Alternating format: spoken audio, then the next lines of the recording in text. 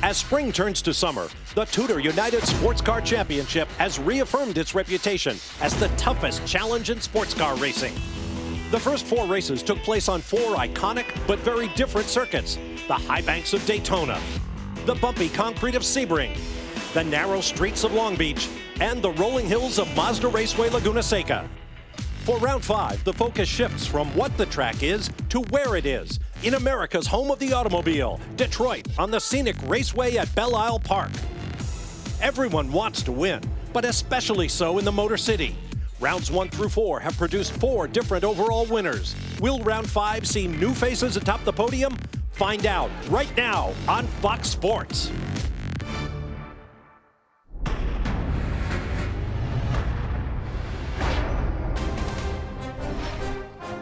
Automobiles are built all over the world, but there is one city that is synonymous with the car business: Detroit, site of round 5 of the TUDOR United SportsCar Championship. Welcome to the Chevrolet Sports Car Classic presented by the Metro Detroit Chevy Dealers. Hi everybody, I'm Bob Varsha along with Calvin Fish, and behind us the massive world headquarters of General Motors, casting a big shadow this weekend. Now, if May is the month for Indy cars, June is for sports cars. We've got the classic 24-hour endurance race in Le Mans, France coming up for you here on Fox Sports, as well as the 6 hours of Watkins Glen at the end of the month. But we kick it all off today with the biggest little race on the calendar, a 100-minute sprint for 3 classes: Prototype Challenge, and GT Daytona, around a terrific course here on Belle Isle in the Detroit River. And Calvin, racing in front of the bosses is only another layer of tension laid on top of some already really competitive championship fights. It really is, Bob, and since sports car racing has returned to the Motor City, it's really been dominated by GM. 3 overall victories in a row. And for Ford, well, their sole hope this year is with Ganassi Racing, but it's been a very strange year for Ganassi. 2 DNFs mean they're languishing in points in 4th position and 16 points behind the leaders. They haven't shown a lot of pace here this weekend, quite frankly, so for Scott Pruitt, Joey Hand, they really have to pull a rabbit out of their hat here this weekend to try and get that blue oval back on the top step of the podium. One team that has found its magic again, Action Express. A couple of quiet months have really cost them the championship lead, but yesterday in qualifying, boy oh boy, what a session. And Christian Fittipaldi put the number 5 back on top of the heap. He'll start from the pole, and if they can win here, it'll be their 2nd victory here on the streets of Belle Isle. Today's race in Detroit opens the middle third of the season, and coming off the last race in California, we've got a whole new championship picture. We have a new points leader in the prototype class. After 3 straight podium finishes, the 90 Corvette won at Mazda Raceway Laguna Seca.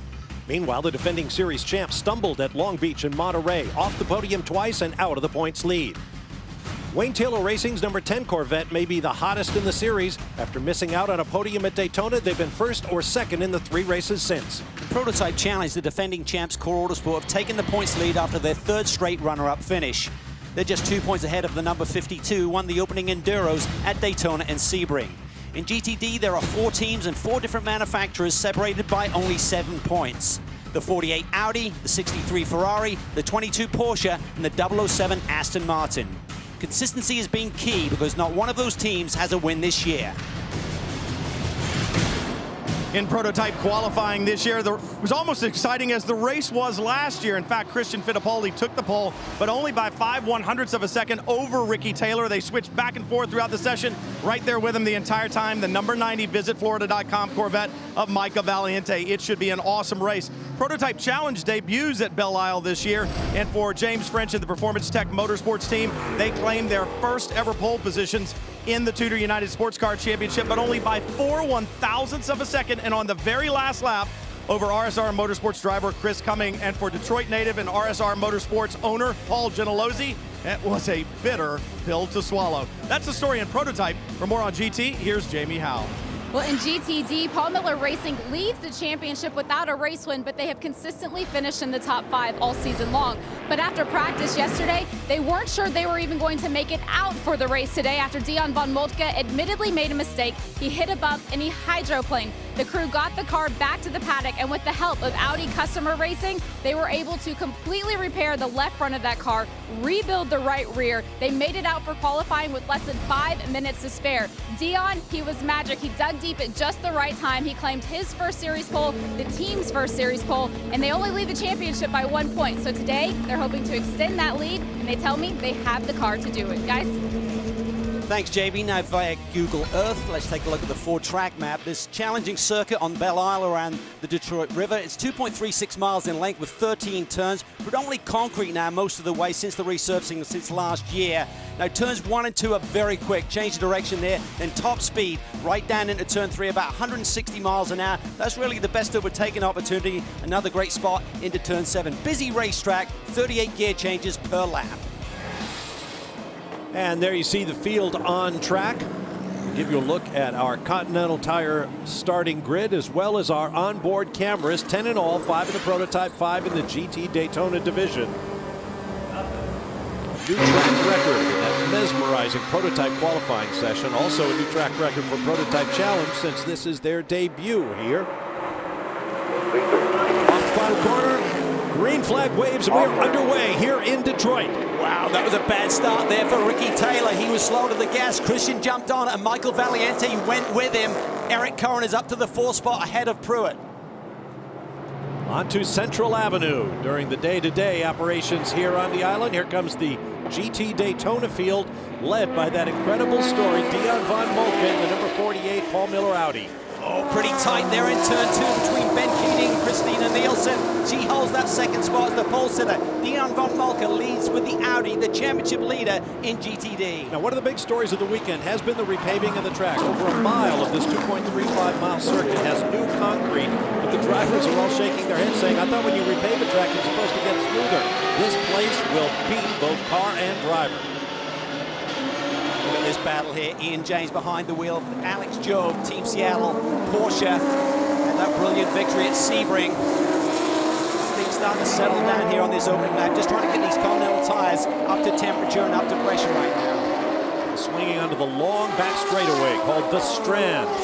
Look at that new concrete, a wider section of track for the drivers to line up for this corner, the critical turn 7. And that's right where Dion von Moltke lost control in the rain there yesterday in the practice session. What a stellar effort by him and that whole team in getting that Audi put back together and then grabbing the pole position. That was just a great story here yesterday.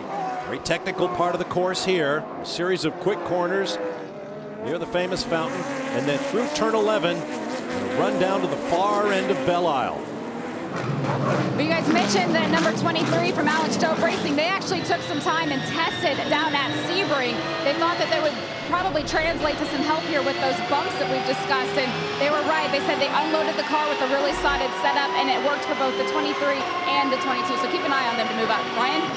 Somebody else to keep an eye on is Christina Nielsen in her Aston Martin, running 2nd right now. She had a great run at Mazda Raceway Laguna Seca, actually led for a while, but she's going to be tired. She just finished a 50-minute sprint race in Pirelli World Challenge out here on now. She's got to spend at least 35 minutes here in the TUDOR United SportsCar Championship, and she is going to be under attack. She's got her hands full right now. Jamie? Well, the number 54 has been brought to pit lane by John, and it looks like there is some damage to the front of this car. They do have a new nose that they're going to bring out over the wall. They're taking the time now, though, to go ahead and put on 4 new Continental tires. In this series, they have to start the race on the tires that they qualify on. Looks like there might be some broken suspension as well, so we'll see if they're able to get him back out. But this team is bleeding the points. They want to get back out there and get as many points as possible. Not scoring any today would be pretty detrimental, guys. Yeah, it looked like that left front suspension component was broken, Jamie, so he obviously got into someone or got into the wall and damaged the bodywork for our championship leader. Here we see Michael Valiente. He led early on here last year, Bob, so he's got a lot of confidence on this race circuit, and they narrowly missed out on the victory with all of the contretemps on the final lap between the 10 and the number 5. Absolutely. We really thought his teammate Richard Westbrook might run down the Taylor machine that you see right there, the black Konica Minolta machine. What a finish to last year's race. We couldn't get more of that today. Now, as you watch all this wonderful sunlight, you should know there's a big storm cell to the west. We've been warned that heavy rain will come to Belle Isle today. We just don't know how heavy or when it will arrive. We might just be able to get this 100-minute lap in. In fact, let's have a look at our WeatherTech weather update. 75 degrees, 73% humidity. It is a little bit sticky here on the Detroit River. But that wind blowing in out of the west is the potential problem because it's bringing that storm cell closer to us. And you saw in Dion von Moltke's crash what happens to this track when the skies open. Yeah, it certainly has a potential to puddle a little bit in certain key areas, and that's what caught out Dion yesterday with the bumps and then the aquaplaning, no control of that Audi. But I think all of the teams were anticipating a wet race today. The forecast did not look good for today just 24 hours ago. Really 70 to 80% chance of rain here for the race start. So right now they're looking at the skies, but a lot of the teams were talking about running a setup that's a little bit softer, a little bit more compliant, that would give you grip in wet conditions. So there may be some compromises out there today on these cars in terms of not ideal for dry conditions. The car's set up in case we see some wet weather. Hedging their bets just a little bit in case it does rain. It has not rained on a race, as best we could tell, here in what is now the TUDOR United SportsCar Championship since the final race of the 2013 Grand Am Rolex Sports Car season at Road Atlanta. Since then, it's been entirely dry, and if it does rain today, it'll be the first time in the history of the TUDOR Series that we've had raindrops. Yeah, certainly in race conditions. I spoke to a number of the teams. I said, when do you last recall a wet race? And everyone's scratching their heads. And I think it was Petit Le Mans back in 2013. So certainly a new condition to run in. But some of the teams have run in testing. Certainly Action Express seemed pretty bullish about their chances. They did a test at Road Atlanta just last week. They got some wet laps in, so they feel good about things. Top three in GT Daytona: Dion von Moltke for Audi, Christina Nielsen in the Aston Martin, and Ben Keating in that bright white and blue Viper. There's the overall leader, Christian Fittipaldi, whose family knows a bit about racing here in Detroit and elsewhere. Repairs continue on the 54. Championship leaders in Prototype Challenge. We'll see if John Bennett and Colin Brown can get back in.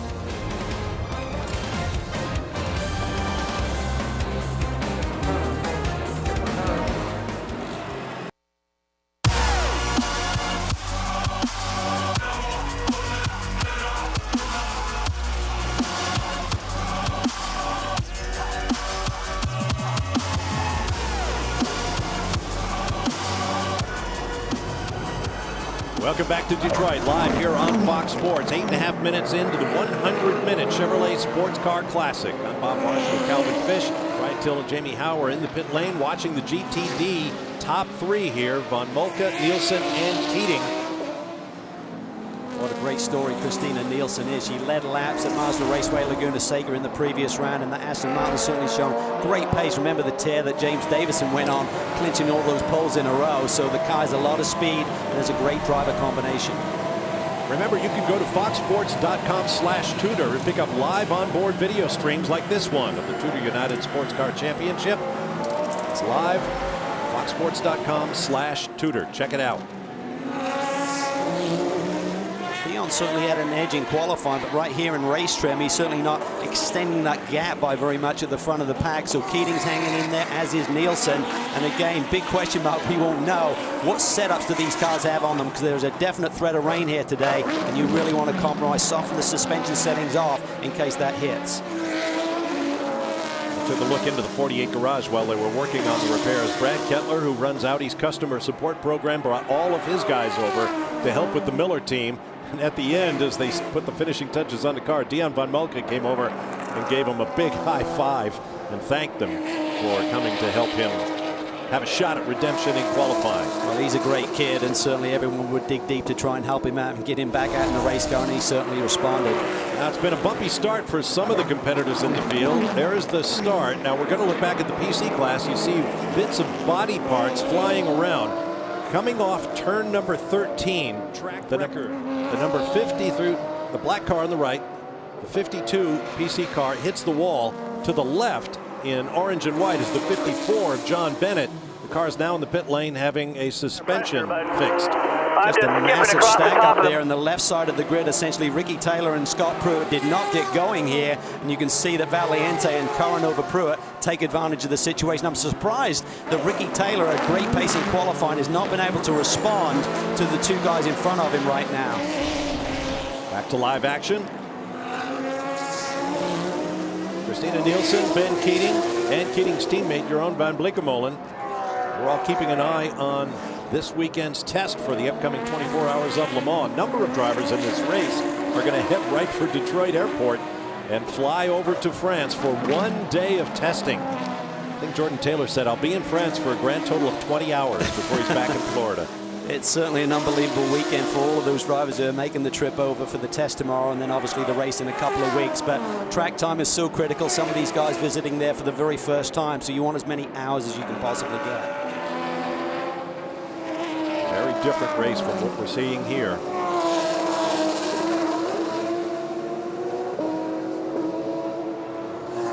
It's the front-running group in GT Daytona. Now gapped 6th place. Good to see that 58 car back here. Didn't compete at Mazda Raceway Laguna Seca. Madison Snow starting the race. Jan Halen will complete the distance for these guys. But you can see here traffic already becoming an issue for Christian Fittipaldi. We are coming up on 12 minutes into the race, and Fittipaldi already lapping the GT Daytona cars. On board the number 73, Patrick Lindsay. New points leaders in GT Daytona after a terrific run at our most recent round in Monterey, California. To the pit lane, and Jamie. Well, Jordan Taylor, after the exciting battle that we saw during qualifying, we were expecting things to be a little tighter at the front. What's going on behind the wheel of that number 10 right now? I mean, the start wasn't the smoothest of starts. The whole field kind of got stacked up, you saw, and we got caught out by it. But I mean, we settled in third now. The car's decent. We knew we didn't have the fastest car on the drive, but it looks like we have some rain on the way. So if it starts getting mixed conditions, I think, you know, you'll see us start coming to the front. We're also on qualifying tires, and like you said, it was an exciting session. So Ricky really abused the Continental tires during that session. So I think we're struggling a little bit more than the other guys, but still a long way to go. Another thing that we've talked about already is the 24 hours of Le Mans, you leaving straight from here to go over there to race in GTLM. When you had to go from track to track, what does that do to your mentality? Well, the biggest thing was a lack of sleep. But it's nice to be racing or in a car both days in 2 different countries. But I mean, you go from a street course here where you're just flat out against the walls to Le Mans, which is, you know, one of the most historic races in the world. So I'm honored to do it, and the past 4 years, and looking forward to getting there. Thank you. And you can see the 24 hours of Le Mans here on Fox Sports beginning Saturday, June 13th at 8:30 a.m. Eastern Time on Fox Sports 2. Well, as Jordan mentioned, it's the lack of sleep. When they jump on a plane here tonight, they're really not tired. It's way before your normal bedtime, so you can't just switch it off and shut down and get some shut-eyes. So typically you're going to want to go to sleep right about when you land in Paris tomorrow morning. Ominous dark clouds on the horizon. The weather's coming from the west. That's the direction you're looking. As these cars bounce their way down the strand and into the stadium section. To Brian Till. Patrick Lindsay and this gentleman, Spencer Pompelli, had a great run at Mazda Raceway Laguna Seca in that Park Place Motorsports Porsche. Spencer, you guys have been fast all year long. The qualifying's been there. You shook the bad luck from the first 2 races. How important is it to this team as far as momentum goes to get that win and prove that you can do it? Oh, no, it was huge last week for sure in Laguna. We, like you said, have great cars the whole time. Just didn't quite have the luck that we needed. Finally, everything came together. So, you know, everyone was really happy afterwards. The feedback we got from everyone, Park Place, Porsche was really supportive, and everyone that helps us. It really kind of came together for everyone, and we're really proud to be part of it. Another good qualifying run here inside the top 5. So it's one of those deals where when you look at the sky, Porsche's always been known as being pretty good in the rain. Are you doing a rain dance for when you get in? We were doing a rain dance all last night, and hopefully it'll come towards the end. You know, it's hard to pass here, but I think, you know, dry, even, hard, when we're matched, it's going to be tough to get forward. Right now we're stuck behind the 58 car, and Patrick was doing a great job and made a look at the Viper, didn't get it done, and that left the door open. So it seems like you can go backwards, but you can't go forward unless someone makes a mistake. So if the rain comes, yeah, it should help us out. Yeah, they're looking to the sky and keeping their fingers crossed. They want to see that moisture come down, guys. Well, there is the 90 of Michael Valiente running second right now behind the flying number 5 Mustang sampling Corvette Daytona prototype of Christian Fittipaldi. There are your class leaders. We'll be back to Belle Isle in Detroit.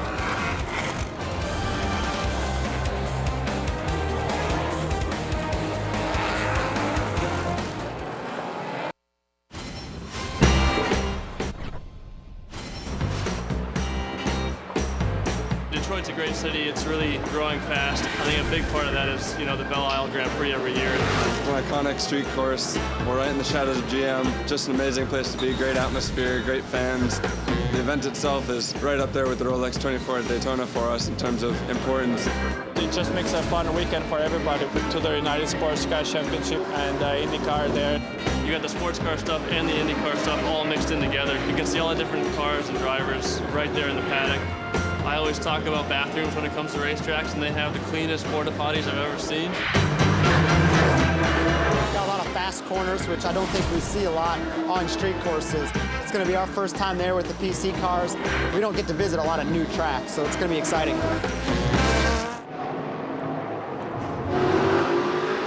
Welcome back to Belle Isle in Detroit, the raceway at Belle Isle Park. On board, the number 10 of Ricky Taylor, running third behind Christian Fittipaldi and Michael Valiente, all of them in Corvette Daytona prototypes. At 156 miles an hour, deep into the brake zone here. Still very bumpy, though. It's been widened there. It's kind of straightened out the race circuit at that point. Number 38 in the prototype challenge class, James French, the surprise pole sitter for this race, leading pretty handily right now over Chris Cumming in the number 11 car. Great performance in qualifying. First visit to this racetrack for James, and he just put in a stunning lap. He just getting quicker and quicker, which they typically do with these PC cars. It seems as the session goes on, they get a bit more tire temperature and the fuel load lightens a little bit and the track stays there. And he put in a lap. Chris Cumming wasn't able to respond, went 3/10 slower on his final lap, so it was a great session. Yep, first and second, the two guys that battled for the pole within thousandths of a second. If you're not familiar with the class, prototype challenge cars are all identical carbon fiber chassis made by the Orica company in France. 6.2-liter Chevy V8s in all of the cars, all on the same Continental tires. It's that turn 13 there that Dion Van Malko we ride with right now just went through. It's really been widened there. See Christina Nielsen staying in touch as she allows some of the faster prototype traffic through. That's John Pugh behind the wheel with the number 60 Ligier prototype machine. We're on board with him now. Check out the speed differential for the faster prototype to the GT cars. It's about 10-15 miles an hour depending on which car you're comparing it with between those classes there down into that brake zone. So it makes it easier for these prototype cars to clear the traffic here. Got two good overtaking spots, as we mentioned, on the Ford track map, down into turn 3 and down into turn 7. Everywhere else, a little bit of a risk. Ben Keating there really staying hard on Christina Nielsen's Aston Martin. See Madison Snow, Patrick Lindsay, the two Porsches staying in the hunt as well. Every time down this long stretch on the street called the Strand, you know they're looking up at the dark clouds, and there are the dreaded rain tires coming off the racks in case they're needed. You need to be ready, get those things pressured up and ready to go, so in case you suddenly get a downpour, you can react. There's the radar. Looks like that storm cell has entered the northern stretches of the Detroit metro area. Got nice skirt though, Bob, the path that it was traveling. You might catch a little bit of that, then there's another gap. So you can't afford to overreact, because suddenly if you just get it for a couple of laps and you've made a pit stop and changed tires, that's going to bite you pretty hard. And again, with this short lap, just 100 minutes, as you said, Bob, a short race, but an important one. You've got to get that strategy right, because you're hoping to do this potentially on just one pit stop today under even green flag and dry conditions. Off of Sunset Way, onto Central Avenue here on Belle Isle. Patrick Lindsay obviously had that brilliant win at Mazda Raceway Laguna Seca with Spencer Pumpelly. He put the car on the pole there, led early, and Spencer brought it home.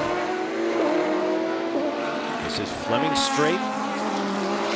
Right turn onto Loiter Way, and then a tighter left onto Picnic Way. Love the curbing here. You can just ride up on it a little bit. It's nice and gentle. That apex there obviously is just wall, so you need to give that a little bit of room. There's no point in trying to gain half a tenth and risk clipping that inside wall. But right here, this is turn 3, accelerating up through the gears. Bill Sweetley's one of the guys who's going to be heading over to Le Mans tonight with his teammate Townsend Bell. He's been really busy, competed in the Indy 500 last weekend, finishing 14th.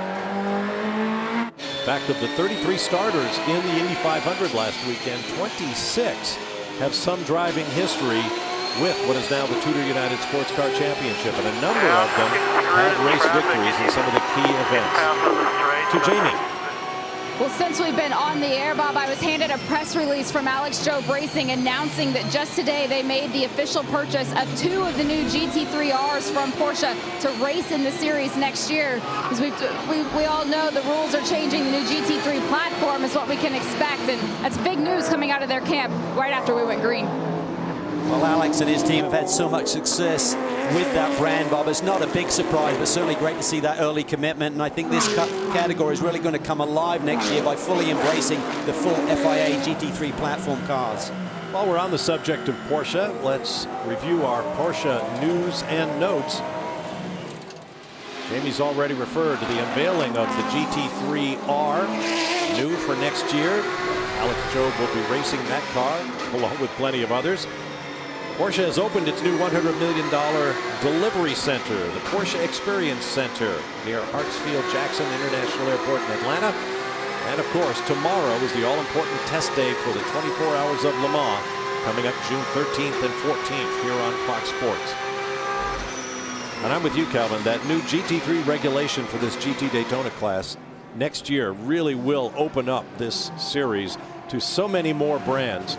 We're already hearing rumors that some of the top brands in the world are developing GT3 cars, and we expect to see them here. We hopefully won't see raindrops out of those clouds. So we'll be back.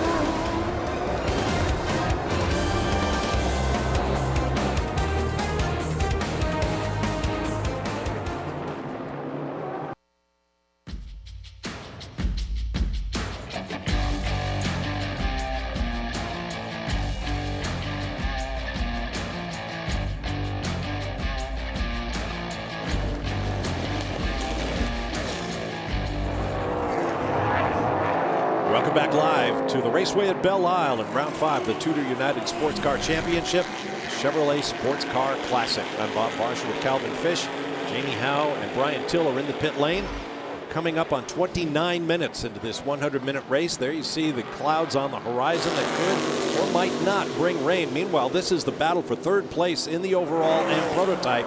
Eric Curran, the red and white Team Fox Whelen car, all over the back of the similar Corvette of Ricky Taylor. Yeah, and Christian Fittipaldi has checked out a little bit out front, about a 10-second lead. Michael Valiante still sits in second, and you can see him in the picture there in the number 90 Visit Florida machine. But look right behind him.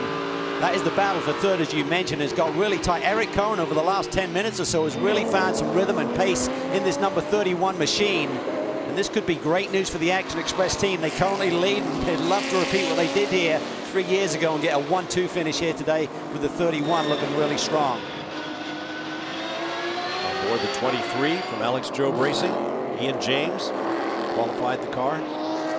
So Eric at dinner last night, he said, I'm still trying to get used to these Daytona prototype machines. Certainly not his debut season, but he said, I've done so much racing with GT cars, and he said, I'm really starting to learn. Got a great young teammate in Dane Cameron, and I think those guys, as the season progresses, will really start to take it to the lead car, let's call it at this stage, number 5. I know they like to say they're equal cars, but certainly they're the championship winners, so you'd have to say they're the lead car right now, but the pace has been shown at times this season with the 31.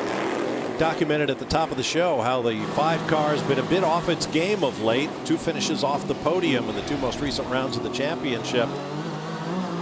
Team manager Gary Nelson told me they decided to go testing. They weren't scheduled or budgeted for it, but they knew they had to do something. So they went to Road Atlanta for 2 days with the 5 car, and they actually got some rain. So they may have done the most recent rain testing of anybody in the field. That could be a factor a little bit later on if it does rain. To Brian. Bob, another car struggling as of late, the 01, certainly struggling today. I checked in with the team, and they said we just missed a little bit on the setup. But I think the other thing, and Calvin has spoken about it over the season, I think that Ford bodywork, or that Riley bodywork, just doesn't have the downforce that the Corvette does. And on this bumpy racetrack around Belle Isle, that lack of setup and that lack of downforce is certainly a hindrance for the 01. Yeah, and I spoke to Joey Hand about this, and he said, you know, we tried to run the car really trimmed out. Typically, and we came here and we felt we needed to run some downforce, and consequently we lost a lot of straightaway speed. If we kind of run what we believe is the same downforce as the Corvettes, we're suddenly losing 5 to 6 miles an hour down the straight. So they're really caught between a rock and a hard place right now with that race car. But when you see the Ganassi boys at times a second plus off the pace, you'd have to think something's amiss. On board the 01. Up ahead, the 07, Tom Long, just one of the 2 Mazda prototypes we're used to seeing here this weekend. The other one down in Florida, working on some new developments for that team. Yeah, certainly very exciting news. There's a lot, just rumors right now what may be going on there, but certainly they're looking ahead. They've really got a lot out of this diesel package right now, and they're just looking at various options moving towards next season, certainly, and may make some changes mid-season here. And I think also a factor is the fact that they've really been told by the ACO that this diesel engine will not be welcomed in the P2 category at Le Mans, so it's really making them rethink their strategy, I believe. GT Daytona, good battle here. On board the 73, Patrick Lindsay. Look at the traffic that Valiente's have to negotiate his way through. He just got to be patient, can't afford to take any chances as the championship leader, even though you may lose 2 or 3 seconds right here on this part of the race circuit. It's Madison Snow dead ahead in the number 58 Porsche. Oh, Keating in the wall. It's a really wide there coming off of turn 6, I believe. I wonder if he was trying to stay out of the way of the prototypes and just got into the tire barrier. Look at the red left. diffuser's gone, Bob. Yeah. He's got to be careful. He's not going to have the downforce underneath him when he gets into these brake zones as well. There you can see it dragging. And I think there may be an oil line that's got torn as well. He's really sideways right now. I think he's slipping in his own oil. Yeah, look at that trail. The back. Oh my gosh, there's the diffuser. This will almost certainly bring out a yellow flag, you'd have to think. Critical point in this race, because with the GTD and PC categories, the drivers have to do 35 minutes to get points here for the car today. And I think with this yellow, by the time we close pit lane and open them, they'll probably be just inside that number, so it's good timing. Wow, so we'll get a lot of pit stop activity. As you see Keating continuing around the racetrack. That smear of oil across the rear bumper. At the moment, we're only hearing the caution is for debris. There's a piece. I have to assume somebody's got to go out there and do something about that stream of oil, I would think. Yeah, they may need to get some kitty litter down, some oil dry. Just looking at the PC and GTD categories, the driver lineup and the drive time regulations, Bob, each car must have a minimum of 1 silver or bronze driver incorporated into their 2-driver lineup. And silver bronze grading basically means they're non-professionals as opposed to the gold and platinums that are in the field today. And one of the silver or bronze drivers has to do a minimum of at least 35 minutes in the race today before getting out. So we're right at that number on the board right now at 34 minutes. That should suffice if they make a pit stop here shortly. Board with Michael Valiente. Pits are open.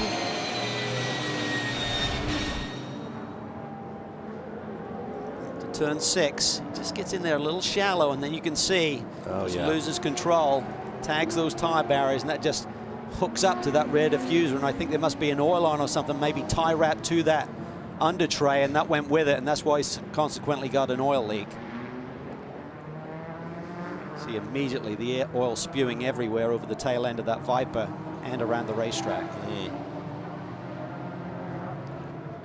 There goes the diffuser. And you can see the oil coming out from underneath the car. And what the crews do typically, Bob, is they tie wrap some of the oil lines down so they don't get into the flywheels and stuff underneath the engine bay. In the airstream. Well, we'll take a break and return for pit stop action here. 35 minutes down. So bronze and silver level drivers can make their change. Qualified for points here in round 5.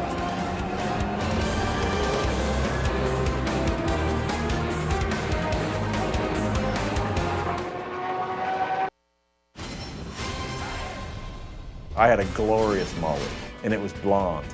I stayed with it a little too long. I'm keeping it real. I did. I admit it. Someone said to me one time, "You still have the mullet?" And I'm like, "That's it. It's coming off.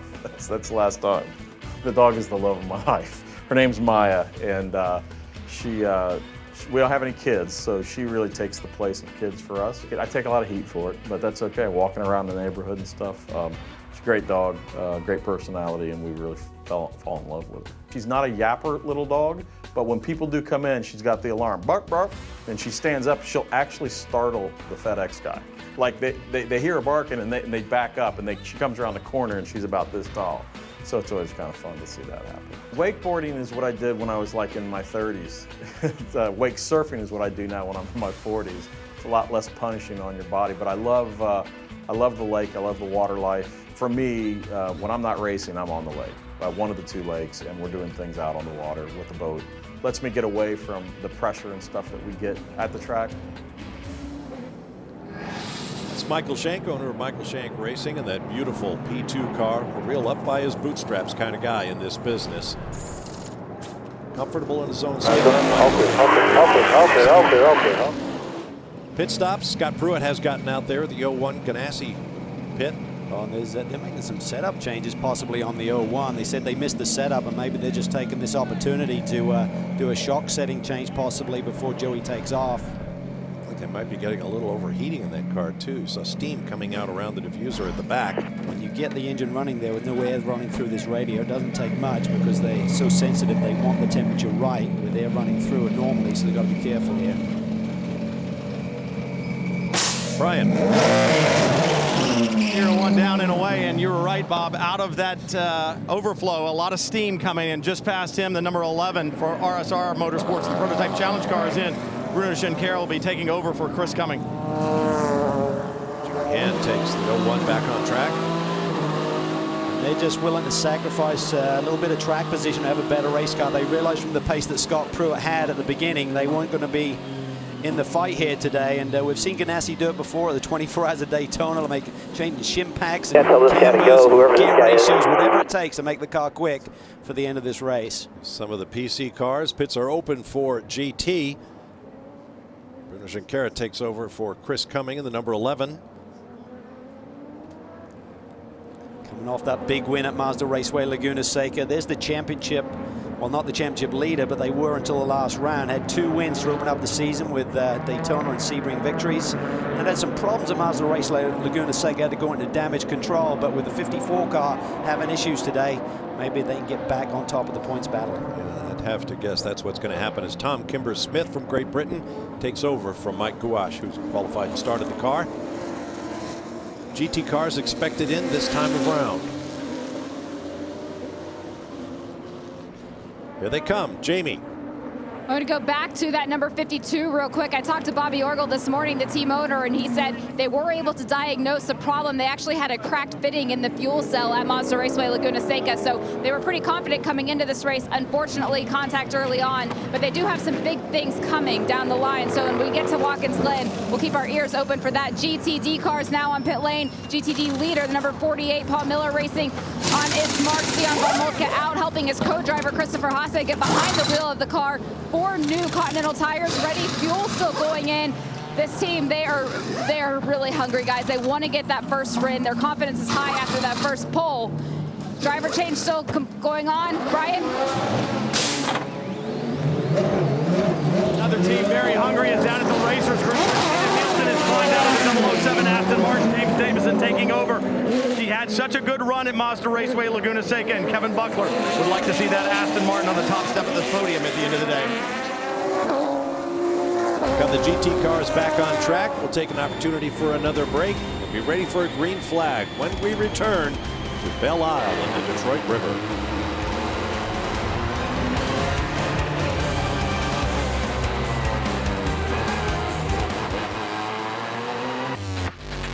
It's coming up here on Fox Sports, the one and only 24 Hours of Le Mans. The world's greatest sports car endurance classic. This year, no fewer than 4 different manufacturers competing in the top LMP1 hybrid category as Nissan makes its debut. There's a look at the Nissan. There'll be 3 of those. 3 Audis, 3 Porsches, 2 Toyotas, and that's just LMP1. Plus a fleet of other prototype and GT cars in both Pro and Pro-Am classes. Our coverage begins Saturday, June 13th, 8:30 a.m. Eastern Time, live on Fox Sports 2, and you'll see 25 hours of coverage on the Fox family of networks, including Fox Sports Go. Well, it's so exciting to see so many of our competitors here from the TUDOR Championship competing there this year. Many for the very first time, and most of those guys are heading over night to Le Mans for the test day tomorrow to get that vital experience around that racetrack. Absolutely. A bucket list must for every race fan. And we hope you'll join us for our 24 hours of coverage of the great race. There you see the skies overhead. The track is dry. And IMSA officials have extended the yellow flag just a little bit to make sure they get all of the fluid down in the stadium section mopped up. It may take as much as 5 more minutes, we are told. Everyone's going to be stretching their fuel a little bit, Bob. 53 minutes left on the board, which is just outside a normal fuel window, but running under yellow, you basically double your laps here in terms of how far you can go, so you're not burning fuel like you normally would. So you do get some save. Everyone will be working hard on those calculations. You see the cleanup continuing down in the turn 2 area. We'll take this opportunity for another break and return, hopefully for the green flag. Coming up on 48 minutes to elapsed thus far here at the Chevy Sports Car Classic.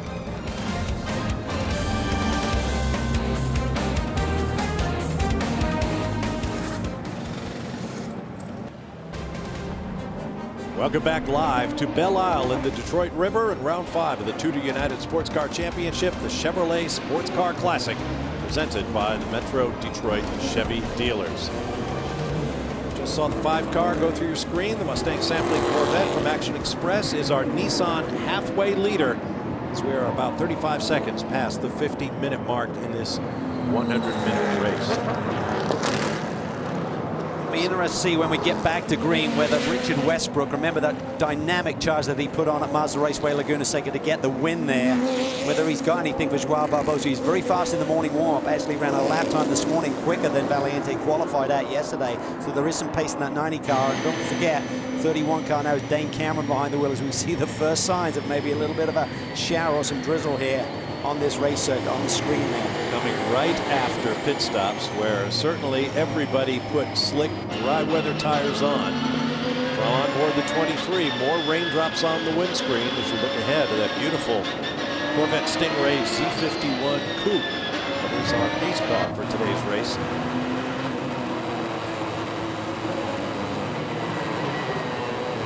Boy, oh boy, things are going to really start to heat up. Fans, check out IMSA's all-new app featuring TUDOR Championship and Continental Tire Challenge information, as well as coverage of other IMSA series. You can find live streaming of races and in-cars, live IMSA radio, timing and scoring. Customize your experience for your favorite automotive brand. News, videos, details on teams and drivers. It's all there on the new IMSA app. Download it now.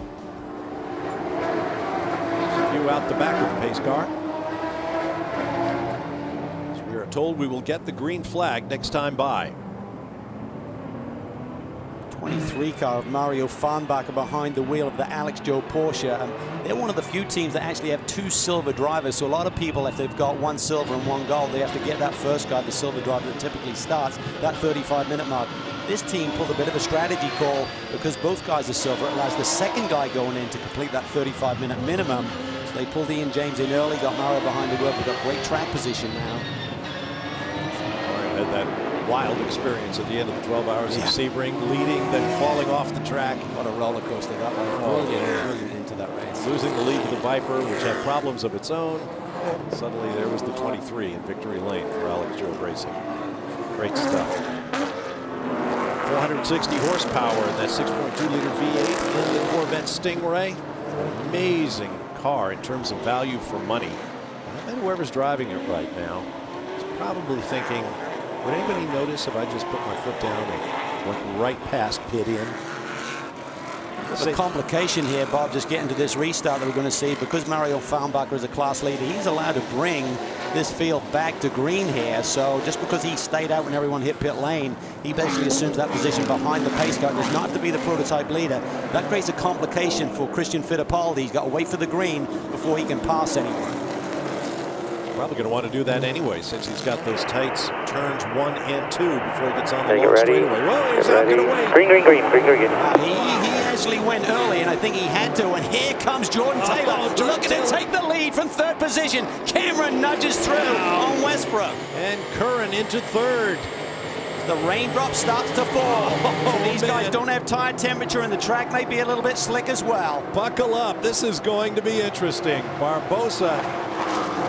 Oh, look at Cameron on Barbosa. Their teammates. He looks to the inside. And I've got to say, I thought the 5 car went early. We heard the radio call from the team. I'm not saying that's when the green was released, but certainly Barbosa went around that 23 car really early. And Oz Negri also got by Richard Westbrook. Well, he will be fired up. He said he was fired up at Mazda Raceway Laguna Seca, Richard Westbrook, and got the car back to the front. He will not like this restart that he just encountered as he tries to get by Oz Negri, who celebrated his birthday here at the racetrack on Friday. And them bounce around as they try to slow down. Clear. Turn 7. Deep on the brakes, and Westbrook was just manic on the brakes at Mazda Raceway Laguna Seca. The moves he made down into turn 2, Bob, were just extraordinary. Westbrook takes the position back, heading into turn 11.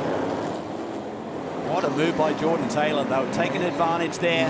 And I said it was going to be a complication for the 5 car, and that was certainly the case because Jordan timed it perfectly and leapfrogged from 3rd all the way up to the lead.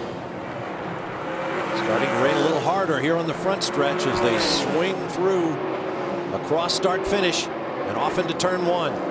Dane Cameron's been very fast here this weekend. In the last couple of rounds of the championship, remember at Long Beach on the streets, Bob, he had the fastest race lap, really quick, but he was up behind Joao Barbosa for a long time in that race. Didn't want to take any chances. Now he moves to the inside, side by side. These are teammates going for it. Dane Cameron gets that position back. Barbosa will try to respond and cut back to the inside. Oh, and look at that sheen on the pavement. It's really wet out there. Oh, big prototype challenge accident. That's Is that the 38 car?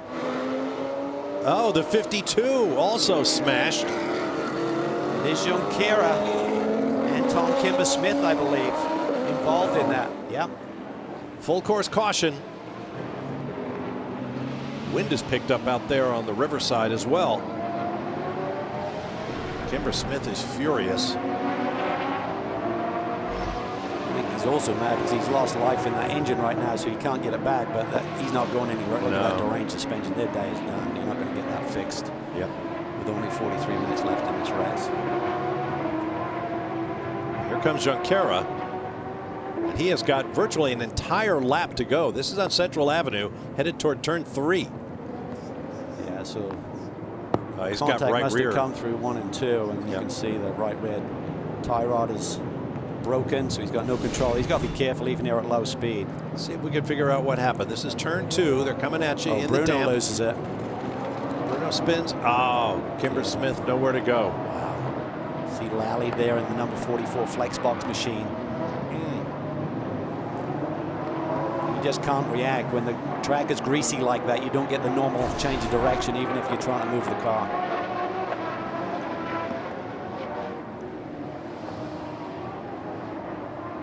Kimber-Smith still in the car. Officials chatting with him.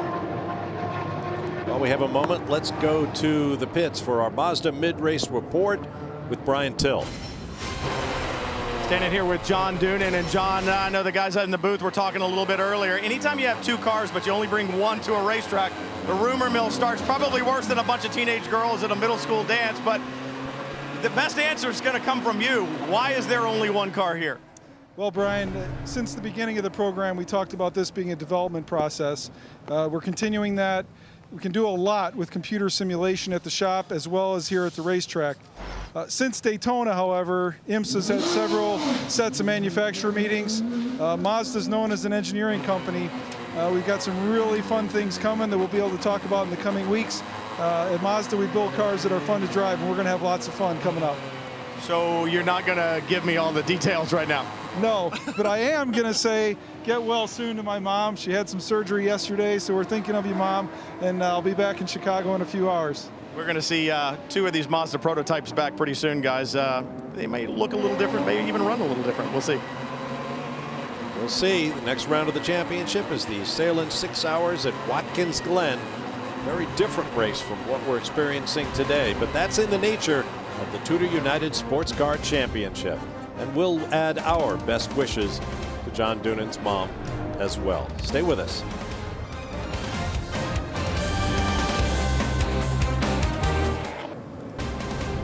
Welcome back live to Belle Isle in the Detroit River.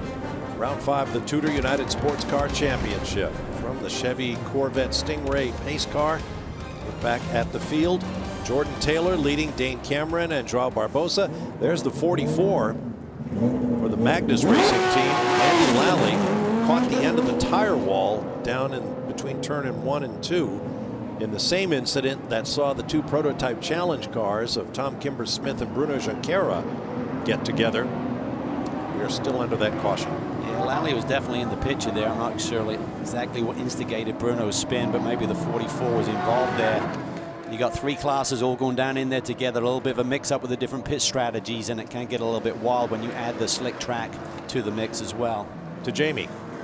And Bruno's sitting in the car on pit lane now, and I've got to tell you guys, this was the most wounded car I've ever seen drive into pit lane. Bruno did a phenomenal job, though, getting it back without any further damage. The crew directive, normally when we see them come in, they'll fuel and then do tires. That's not what they're doing. They're immediately going to address this damage. We're going to see what the weather does. They do have a set of rains out and ready. Behind them are a set of dry tires as well, so they know they're going to be on pit lane just long enough to see. They're going to have to replace brake rotors as well. A lot of damage to this number 11. I agree with you, Jamie. We watched during the commercial break as Bruno Junqueira crab walked that car all the way around the racetrack, counter steering everywhere. Oof, to get it home. Serious damage. That is mangled. That took the brunt of the hit from the 52 car. To Brian now.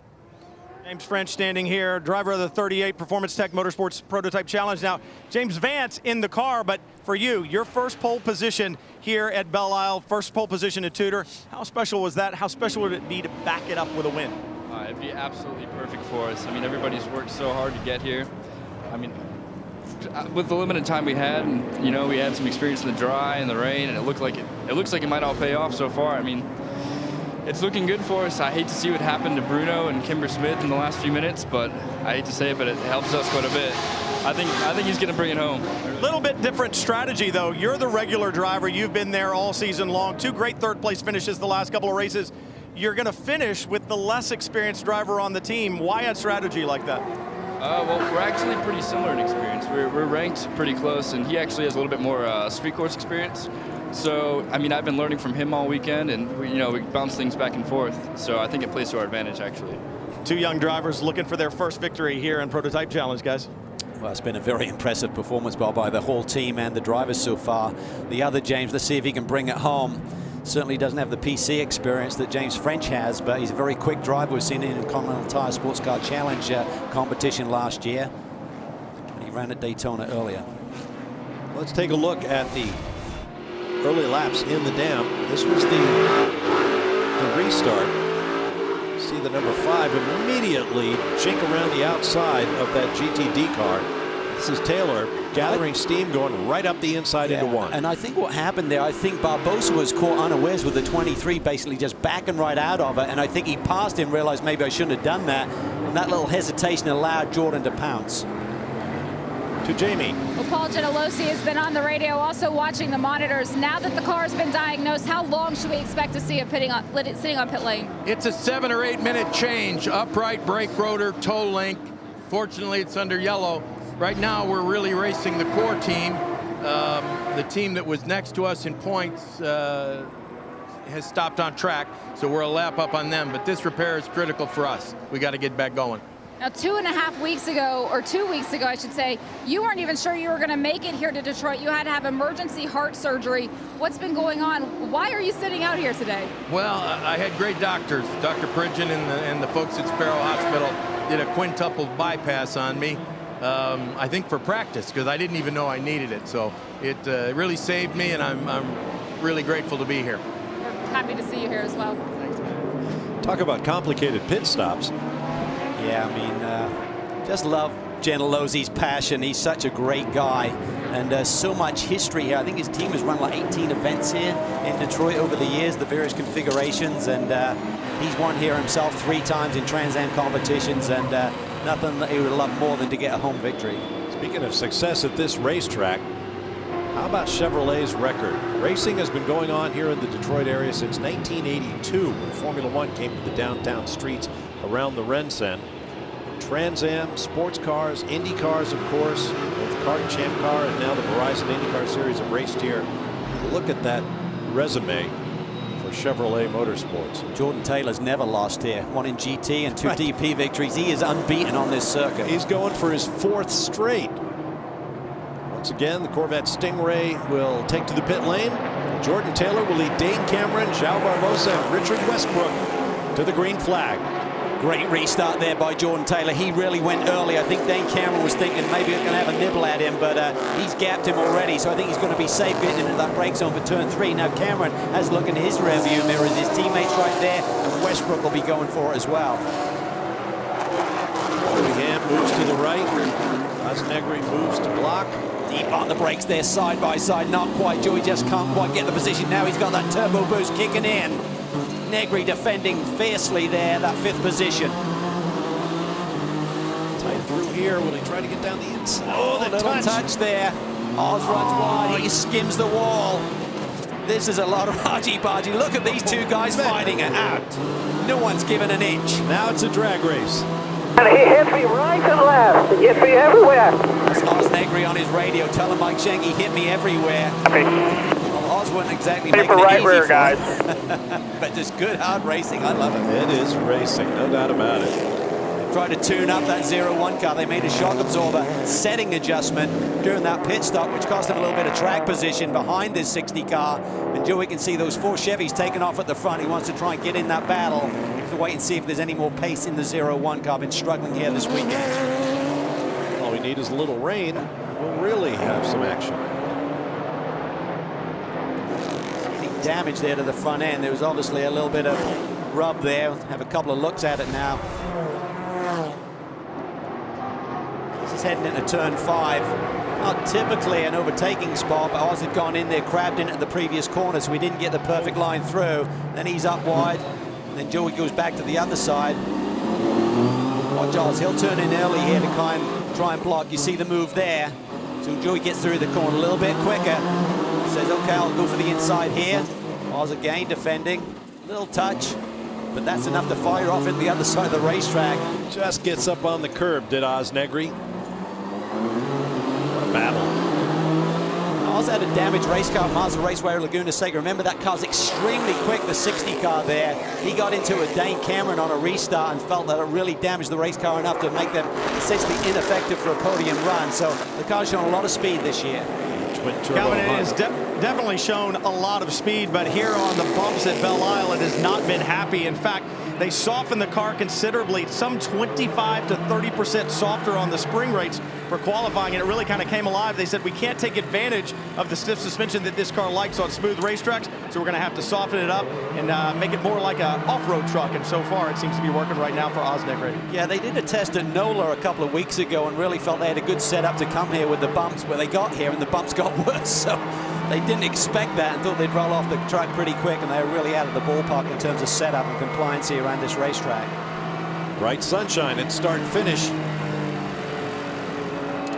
Osnegri comes flashing through in that Ligier.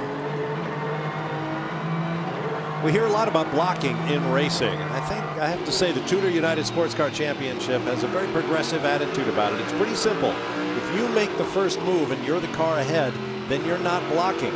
If you wait until the other guy moves and then you move, that's a block. Simple as that. Yeah, and I think they were kind of the gray line there. I think they both were walking there because definitely Oz reacted to Joey starting to make a move in both of those corners. But look at Dane Cameron. He's really got the hammer down. 3/10 quicker than Jordan Taylor on that last lap and closes in on the lead. Jamie is with the man who put the number 5 car on pole. Yes, and Christian just climbed down from the box. Christian moves. You see these changing conditions. What effect has that had on the setup of the car you came into the race with? Well, pretty much there's nothing we can do right now. We have a dry setup, and we need to stick with it until the end of the race. But I think everyone's in the same boat. It's not that you're going to park the car, change your car, and go out there again just because you saw a couple of drops. So it is what it is, and I guess every driver needs to make the best of what they have. So what can he do behind the wheel now that it is a dry setup? What inputs can he give from the cockpit? Well, realistically, we're running in the dry. We have a little bit of drops here and there, but right now it's a dry track condition. Thank you. Brian? Well, one of the hardest working drivers here at Belle Isle this weekend, Christina Nielsen. You had a 50-minute sprint race before the TUDOR race, and you had to spend time in that car and then hop in this Aston Martin. How hard is that on a driver to drive not only different cars, but to have that amount of time behind the wheel? Looking in. First of all, it's my first time here, so it's been amazing to get all of that driving time, and I'm simply impressed by the work that TRG has done. To have 2 cars running in 2 series and having time to prep both of the cars that well is just amazing, and I think we did a good performance. We finished third in the class after having another start position that I believe we deserved. We got the hard charger award for the most overtakings, and I took second place, started third here in the race today, and you know, I know James has the speed. I know me and James are a really good combination. We just haven't had our luck, and our team does a good job, so our victory will come this season sometime. Well, we're looking at the raindrops right now, and I asked you just a moment ago, is this good or bad? You want the rain or you want it to stay away? Well, right now we're in 5th position, so to increase the chances of podium, I believe, yes, I would like rain. James is strong in the rain, and I think he can do it. Yeah, they're looking for a rain dance down here at TRG Aston Martin Racing. And meanwhile, we're seeing a great charge to the front by Dane Cameron and that number 31 Whelen Team Fox Corvette Daytona prototype. The 31 banging his way through to the lead and now gapping Jordan Taylor. Yeah, the car's had a lot of pace here this weekend, Bob. He led one of the shorter practice sessions, and he felt he could have been quickest in the opening round of practice here on Friday morning. So the car's got tremendous speed. Eric Cohn did a brilliant job, got the car in a good track position, and Dane's now taking advantage of it. He's been hungry this year. He said the car's had pace. We just haven't been in a position to take advantage of it, but right now he has. Joao Barbosa trying the over-under on Jordan Taylor now in a matchup of Corvettes. That happened last year, as you remember, Bob, on the last lap, and it didn't go so well with Jordan's that's brother. right. These guys have a history, don't Same they? corner. The 10 and the 5. Westbrook just sitting there, the championship leader. Be curious to see if he's got anything for Joao Barbosa here, but just a tremendous battle there between the three Chevys as Dane Cameron has just taken off. 6.5 minutes to go. This battle is far from over. Let's have a look at Dane Cameron working his way forward. This is for the lead. You can see there Jordan's trying to protect that inside line, but he just left enough, and Dane sliced it through there and importantly managed to get the car to apex and not wash out on the exit. Great job. Man. A demon on the brakes was Dane Cameron on that move. Wow. Let's go to Jamie with his teammate. Well, Eric Kern gave Dane a big round of applause when we saw that pass be made. But Eric, what's come together this weekend to give you guys the speed and performance that you found? Well, I'll tell you, this Whelen Engineering Corvette, it's been fast all year, but it's a new team, really. I mean, new second car team, but we're all starting to gel. It's all starting to all come together. I felt super fast in the car earlier, got by the 10 car. I knew that Dane had something for him. So this Whelen Engineering Corvette is super fast. It's just a matter of this whole Action Express crew on our side, the 31 Whelen Engineering Corvette side, all meshing together. Here we are at the Chevrolet Sports Car Classic. We're leading the race right now. This is awesome. It couldn't be any better. Certainly a lot of eyeballs on this program here in Chevy's backyard. But as we see the weather change, we've got rain, then we don't have rain, then we have rain. How are you guys in the wet? Well, it seemed like I think we were quickest in the wet the other day. So, you know, it's funny. It's the first time I'd ever been in a DP in the wet was yesterday. So it's probably better being Dane right now. But this thing's fast, wet or dry. There's no question about it. It looks like we got the fastest car on the drive for sure. Hopefully the weather holds off. I don't think we have too much time left. But this Whelen Engineering 31 Corvette, it's so much fun. Sonny Whelan sitting up there saying hi. And, you know, thanks to him, thanks to all these Action Express guys for making this all happen. Look at how fast we are. This is awesome. Dane will keep it up there. We'll come home with a win at this Chevrolet Sports Car Classic. All right, he's pretty confident, guys. Well, last time over the lane, Dane Cameron was 0.8 faster, but the gap seems to have stabilized a little bit here, Bob. So we'll have to look at these times as they flash over the stripe here, see what sort of advantage he did have on this lap or not. 25.5 for Cameron. Jordan Taylor 25.8. So yeah, the margin has decreased a little bit in terms of the advantage, but still 0.3 quicker than the guys who are chasing him. Sister car basically on the same time as Dane Cameron is that white number 5 right on the gearbox of Jordan Taylor in the Konica Minolta Corvette Daytona prototype. It looks like rain out there. We've got 24 minutes to go. We'll be back.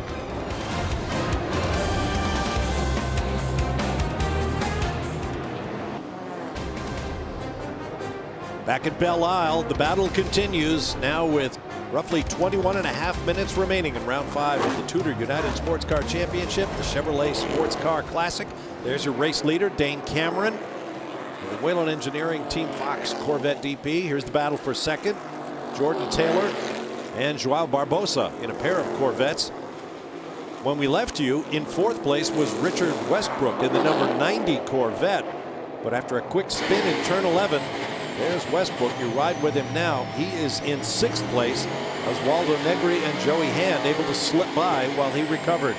You don't see Westbrook make many mistakes, but totally unaided. He made a little mistake there coming out of turn 11, and it's cost him dearly. This is the championship leader. They had a very strong race car. Valiente, I believe, set the fastest lap early in this race. Let's watch as this. He's trying to chase down Joao Barbosa. It was a lazy spin there, like maybe just a little bit too much rear bias, or whether he didn't get the downshift done, but either way, turns it and into the tires. He may have dodged a bullet there in terms of whether there's any damage to that rear wing. More contact now in the GTD class. You see the blue 007 Aston Martin being pursued by the 48 Audi. And that's another championship leader, our GTD championship leader, Christopher Haase, going hard at it with James Davison. No one gives an inch out here. It's so competitive. A lot of talent in this category. Oh, look how tight that is coming up, but just giving each other enough room. Good stuff. May not be banging, but there was a lot of leaning. Back on board with Westbrook. With Jordan Taylor, here's Joao Barbosa all over his tail, Bob, and saw blue and I thought 90. Yeah, and I tell you what, this is the same scenario we saw on that last lap here last year. Davison now gets around Tanzan Bell for second spot. Mario Farnbacher continues to lead for Alex Joe. Big question mark there is fuel mileage. Are they going to be good to the finish by pitting a little bit earlier? We've seen a lot of yellow here today, so maybe it got them into their window. Great strategy call if they can pull it off. Yeah, the 23 car on the lead, but questions on fuel. Swinging on to Sunset. Headed for start finish. Davison able to gap the Ferrari quickly. Yeah. Here comes the 48. Haase will attack height. Tanzan, one of the toughest competitors out there. He's not going to give you much room. These guys find themselves right in the championship hunt as well. That 63 Ferrari led for so many of the rounds last year. Finally got beat on the final round of the championship at Petit Le Mans when Dane Cameron and Marcus Paltala managed to give Turner the championship that day. Drivers' Championship for Dane, who leads this race here today, of course. Mario Farnbacher in the class leading number 23, not that far up the road. Hearing that the number 23 car, despite being on a slightly different strategy, are good on fuel, so the amount of caution we've had has certainly helped save their day a little bit. And what a strategy play. I'll tell you what, though, it really caught out the prototype leaders when we came to that restart, when Farnbacher essentially looked to me like he just got out of the gas pedal. Yeah, I think Barbosa didn't know what to do, because really you're not supposed to pass, even though it's another class, until you see that green flag. Here's your prototype challenge class leader, Ringer van de Zande. We're hearing that the Gentilozzi boys have got that number 11 machine back out on the racetrack. That is digging deep. There's a lot of damage to that race car, but the 8-car Martini sponsored looking really impressive today, Brian. Very impressive indeed. Mirko Schulte sitting here alongside Peter Barron. And Peter, I think you've fielded cars that have won in almost every class, including Prototype Challenge. The season hasn't started well for you guys, but you found the handle on the 8 here today. What's the secret? Man, we just asked for no luck. A lot of people asked for good luck in racing, and we had a random thing with the blown motor, not our fault at Daytona. We got collected under yellow at Sebring by a car that just drove into the back of us. We lost 2 hours there. We had a brake problem at Laguna, and we've just been praying, please, no luck. We don't need good luck. We just don't want bad luck. So it's, things are going okay. Wish there were, all the stuff didn't happen to the other guys out there, but I think it's one of the things where Ringer, on a street course, he made a good effort to push to the front. On that restart, he got by Bruno, and the next lap, it looked like, I couldn't tell, but it looked like maybe Bruno got collected by another car. So it's one of those, you create your opportunities, get out in front and take it when you get it. Good to see another Star Wars car back in front of the field here. Jamie? Well, Calvin mentioned that number 11 back out on track right now from RSR. They had crew members that had to run back and forth from pit lane back to their truck. It's probably about a quarter mile, so those guys got their exercise in, but it is huge for them in the points. Right now they sit third in that PC points battle, 8 points out of the lead, but with John Bennett and Colin Braun having issues, they are down, as well as Mike Walsh and Tom Kimber-Smith having their problems and not being in this race any longer. They can make a big gain today and close up that PC points battle. Yeah, certainly great to see Ringer up front. He jumped out in practice, never seen. Oh, big hit here for Townsend. Look Looks like there's damage to the rear end and maybe that left rear corner as well, Bob. That wheel did not look like the toe was correct. We're seeing a full course caution. We're seeing a red flag.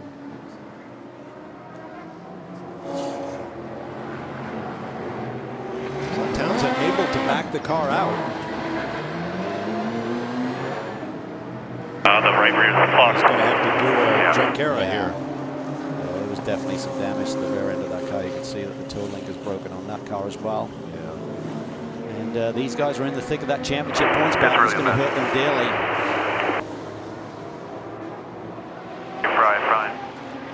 The crew can watch the television pictures and get some idea of what needs to be done to fix the car, if they can. That was a big hit. This will be done under a closed pit situation when you're within the last 30 minutes of the race. We go to that shorter version. Oh, here we see it. Jordan Taylor down to the inside.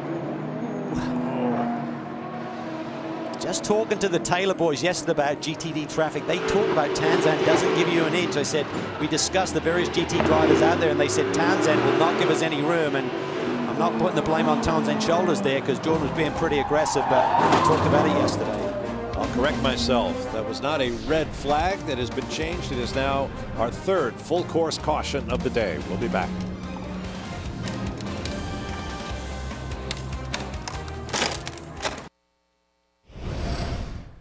Here's a look at our Continental Tire race recap.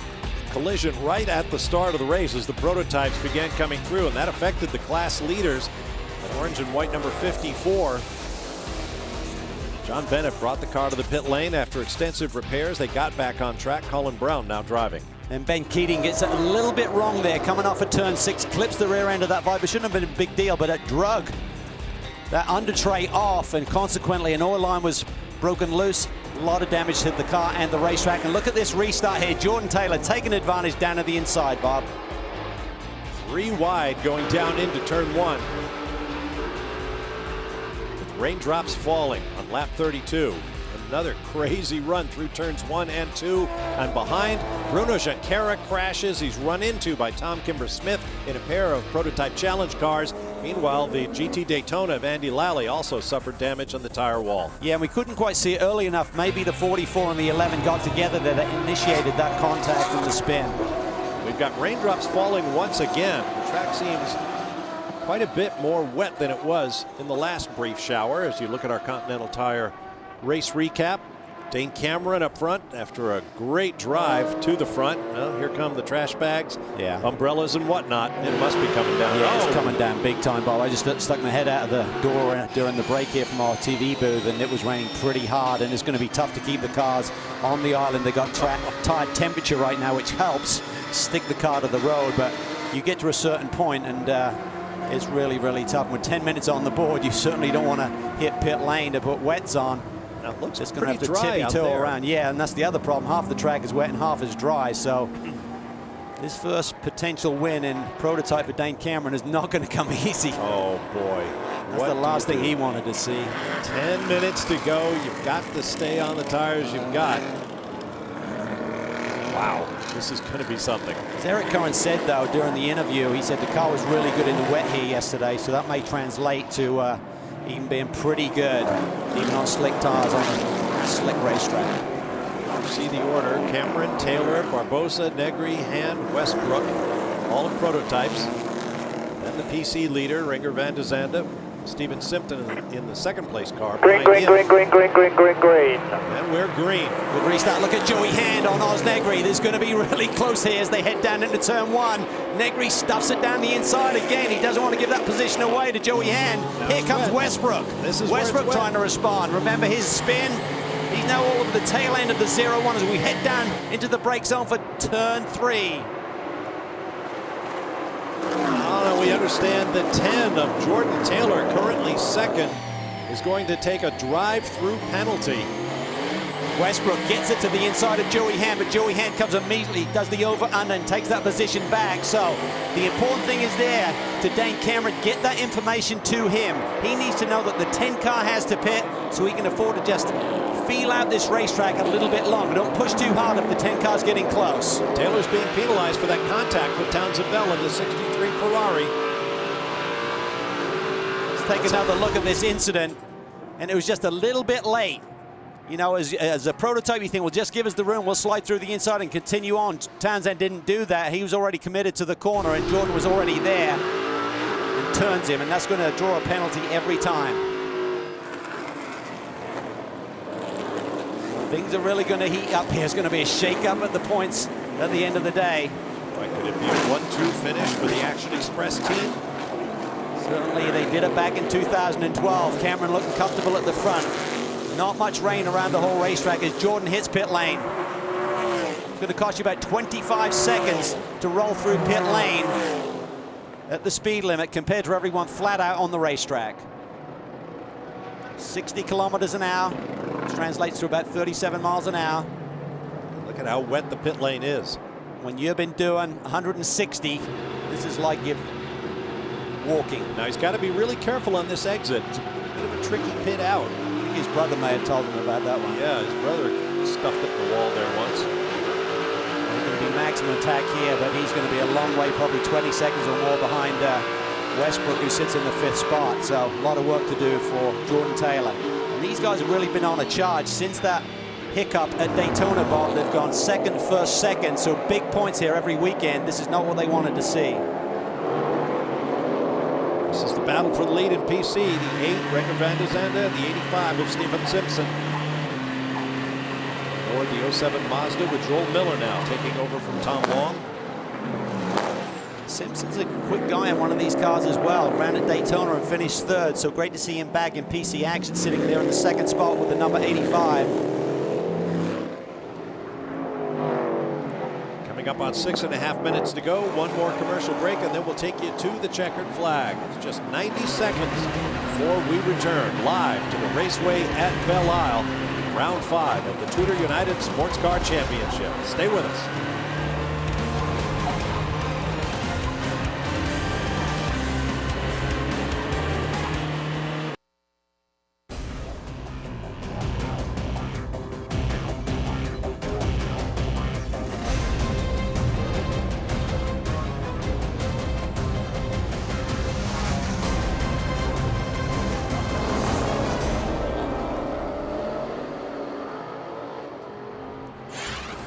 Don't miss the Salem 6 Hours of the Glen from Watkins Glen International, Sunday, June 28th at 10 a.m. Eastern Time, live on Fox Sports 1. Dane Cameron remains on the lead. We'll be back for the checkered flag here at the Chevrolet Sports Car Classic. Stay with us. Back in 1 minute.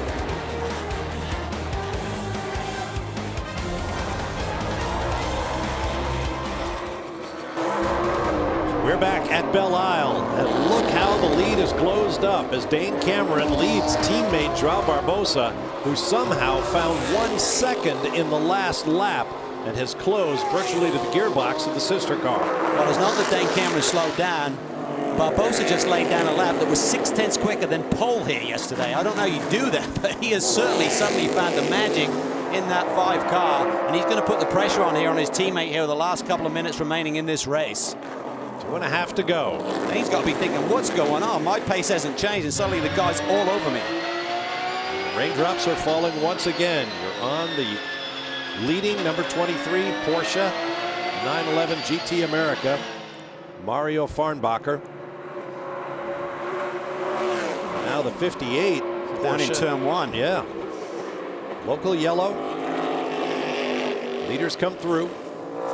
2 minutes to go. Okay, on that lap, 25.7 for both of the Action Express cars. So maybe the word has come from the pit wall. Just settle in here. 10 cars having a problem. 90 is not having a great day. 5 car could go to the top of the heap here tonight. Don't fight it out with your teammate and risk anything. PC class leader. Great story here. Merkel Schulteis and Renger van der Zande. Great combination. I mean, Renger had never seen this place yesterday. Went out and was overall fastest for about 15 minutes when everyone entered the racetrack for the first time. That's really showing commitment, talent, learning the racetrack quickly. And the boy is really quick.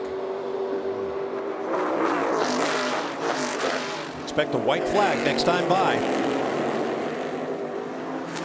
Dane Cameron coming off that GTD championship with Turner Motorsports last year. 4 wins he and Marcus Peltala had together. Just a brilliant championship campaign. It really came together late. Dane was supposed to be running with the Salins team in prototype, and they decided not to continue forward with their program at the end of 2013. Found a great home at Turner, and turned it into a championship as his teammate watches. Eric Curran looking just that little bit nervous. Is yellow still out down here? Yes, it is. So the 58 car is probably still stationary on the side of the racetrack. One lap to go. 13 corners to go. If Joao Barbosa wants to take a shot at his teammate. It's going to be here or in turn 7. Don't see any traffic immediately in front of him. Oh, around goes the 5. Turns. Unbelievable. Can you believe that? He wasn't attempting to move or anything. And question is, where is Negri and Joey Hand? Exactly. They're coming up quickly here. Here's Negri. There's Negri. Oh! Negri and Hand are going to pinch those final podium spots away. Oh no, Hinkle's Hand and Barbosa. Remember last year, this corner with the 5 car and the 10. Now it's the 01. The numbers are reversed. Joey Hand trying to get on the podium. Westbrook right behind him. He tries the over-under. Does he have a run down to 7? Nope. Something's amiss there. It's a lazy spin there, and he really wasn't forcing the issue on Dane Cameron. Don't understand why he lost control of the machine there on the braking. Meanwhile, it should be clear sailing for the 31. Good day for Oz Negri and John Pugh potentially. Yeah, gift podium or a second place. Don't know why Joey had dropped back so much from Oz Negri. See rain on the camera lens there as well.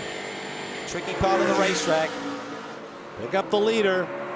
What an afternoon, just 100 minutes long, but a victory nonetheless for Dane Cameron and Eric Curran in the number 31 for Action Express. With Westbrook sitting in the 5th spot right now. 3 guys he's chasing right in front of him. He can see them, but it's going to be too little too late. And now the rain is really bucketing down. This is going to be tricky. You almost can't slow down enough on slick tires in these sort of conditions. Absolutely. There's our leader in PC. Taylor, he's actually dropped to 7th, so a nice run for Joel Miller now in the 07. Those guys done a great job here today. Sitting in the 6th spot in Pro. Oh, he's actually got around him now. It's just timing and scoring, showing him in 6th. So Jordan gets around Joel Miller there on the last lap. Wow, gently, boys. And Peter Barron on the left celebrates. Mirko Schultes as they pick up a victory in PC, and here's your leader in GT Daytona. And they get their 2nd win of the year, big win at Sebring. The problems at Daytona didn't get points there, but today, great strategy call, and they made it work. They made the announcement they're continuing with Porsche, continuing in the series, and now they will pick up a victory with the number 23 Team Seattle Heart of Racing car. Congratulations to Mario Farnbacher and Ian James. Oh, what was that? Is that teammates hitting each other? Is that a congratulatory tap? I'm not sure.